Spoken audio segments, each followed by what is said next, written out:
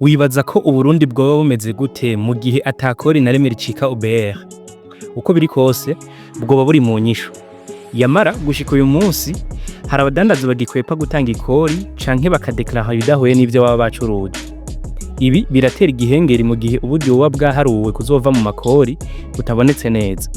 Mu gihe rero ejo aho bukera kuri stade Ingoma mu ntara ya Gitega hazohimbazwa umusi wahariwe umutangakori nakaryo keza ko kubigarukako.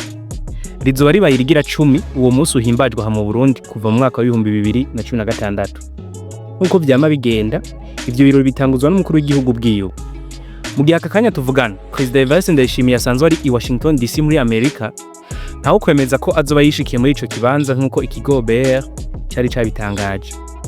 Igituma ibi birori byitabirwa n'abategetsi bakuru nuko abo biraba ubwa mbere bafatiye runini igihugu.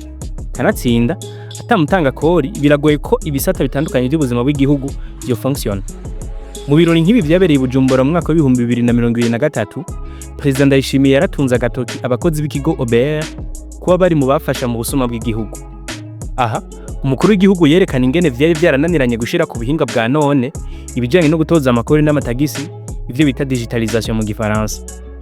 Ico gihe umukuru w'igihugu yamenyesha ko agiye kurondera abakozi bashasha b'umutima banonosoye ibya fiscalité kugira bafashe igikorwa cyo gukontrola inyuma yuko OBR izobehejeje ivyikora. Nkuko yavyivugiye nta cizere rero abafitiye. Inyuma yaho muri iki gisata cyo kwegeranya amakori havuye haza bishasha. Akamashini nyabwonko ubu niko kifashishwa. Aka katumye amakori ava ku miliyaridi 1,200 mu mwaka wa 2020 ahava igwiza inshuro zirenga 2 mu myaka 4. Muri mukakaro uyu mwaka akiri umushikiranganje w'ikigega cya Reta Nestor Ntuye yamenyesheje ko igice cya nyuma cy'umwaka w'amafaranga wa 2024 ushirwa 2025 itagisi inyongera agaciro TVA rigera ku bice 30% giyongereye kubera ikoreshwa ryako kamashini.